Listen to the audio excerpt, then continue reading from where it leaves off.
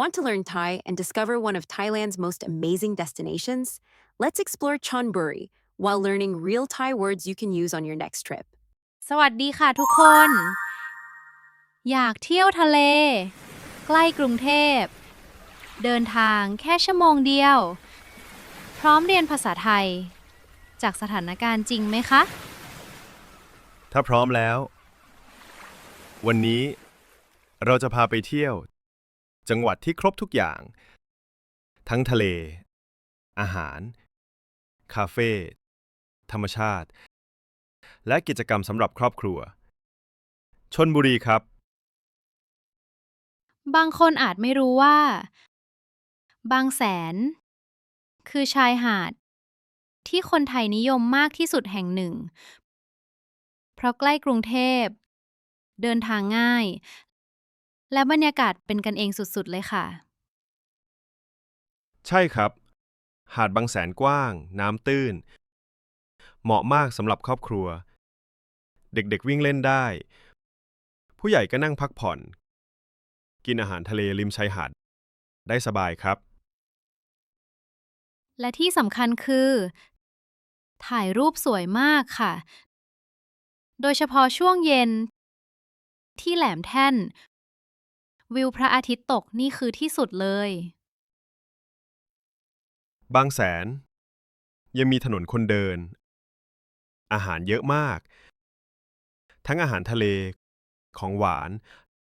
และสตรีทฟู้ดแบบไทยๆครับ ทุกคนรู้จักพัทยาอยู่แล้ว แต่หลายคนไม่รู้ว่า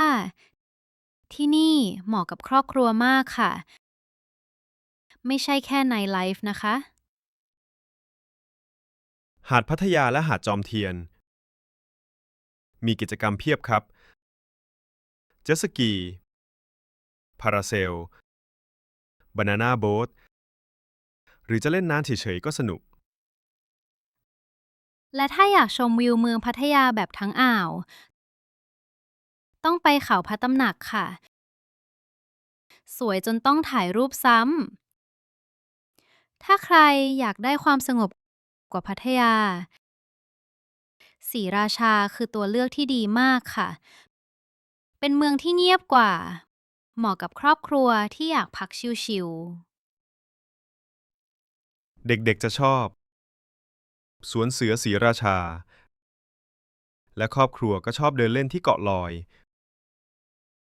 ช่วงเย็นวิวสวยมากครับ หลายคนอาจไม่รู้ว่า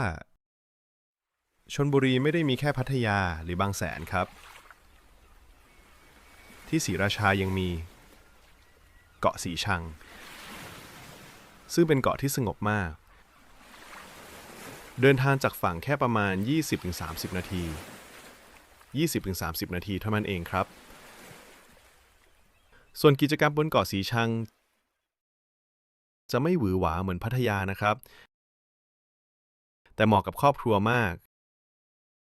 เช่น ขี่มอเตอร์ไซค์วนรอบเกาะ แวะคาเฟ่ริมหาด และนั่งชมน้ำทะเลใสๆครับ เกาะสีชังไม่ได้เป็นเกาะท่องเที่ยวแบบคึกคักนะคะ แต่มีความเป็นท้องถิ่นสูงมาก ผู้คนใจดี และบรรยากาศสงบสบาย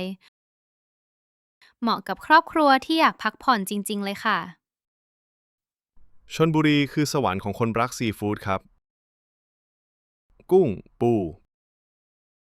ปลาหมึก หอย สดมาก บางแสนมีร้านริมทะเล ศรีราชามีร้านบรรยากาศเงียบๆ ส่วนพัทยามีร้านวิวสวย เหมาะกับครอบครัวค่ะ เห็นไหมล่ะ ชลบุรีไปทีเดียวได้หลายอารมณ์ เหมาะทั้งสายลุย สายชิล สายครอบครัวเลยค่ะ ใช่ครับ แล้วถ้าใครยังไม่เคยมาชลบุรี ผมบอกเลยว่าพลาดมากนะครับ ถ้าคุณอยากเที่ยวทะเลใกล้กรุงเทพ ชลบุรีคือคำตอบค่ะ ขอบคุณที่ดูจนจบนะครับ แล้วเจอกันทริปหน้า ไปเที่ยวพร้อมเรียนภาษาไทยด้วยกันนะครับ ไว้เจอกันคลิปหน้านะคะ ครั้งหน้าอยากให้เราไปจังหวัดไหนดี คอมเมนต์บอกได้เลยค่ะ แล้วเจอกันที่ชลบุรีนะคะ สวัส ส ดี วัส ครั ดี บ ค่ะ คำศัพท์ vocabulary คนไม่เยอะ คนไม่เยอะ not crowded ใกล้กรุงเทพมาก ใกล้กรุงเทพมาก very close to Bangkok อยากมาอีก อยากมาอีก want to come again ใกล้ ใกล้ near close ไกล ไกล far เดินทางง่าย เดินทางง่าย easy to travel นักท่องเที่ยว นักท่องเที่ยว tourist ครอบครัว ครอบครัว family เงียบ เงียบ quiet คึกคัก คึกคัก lively แนะนำ แนะน recommend ำ เดินเล่น เดินเล่น walk around อาหารทะเล อาหารทะเล seafood กุ้ง กุ้ง shrimp อู อู crab ปลาหมึก ปลาหมึก squid หอย หอย shellfish คาเฟ่ คาเฟ่ cafe หาด ชายหาด หาด ชายหาด beach locations ชลบุรี ชลบุรี Chonburi province กรุงเทพ กรุงเทพ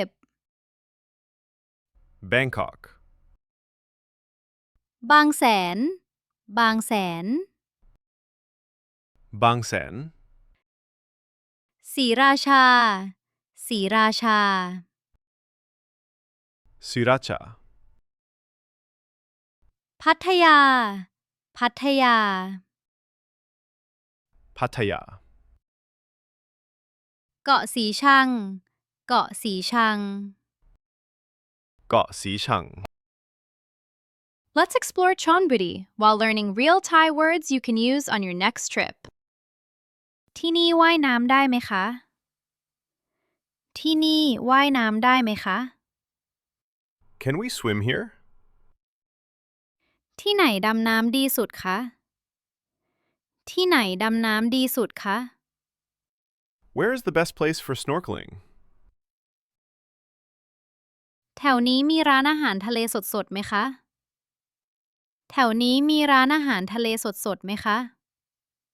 Are there any fresh seafood restaurants around here?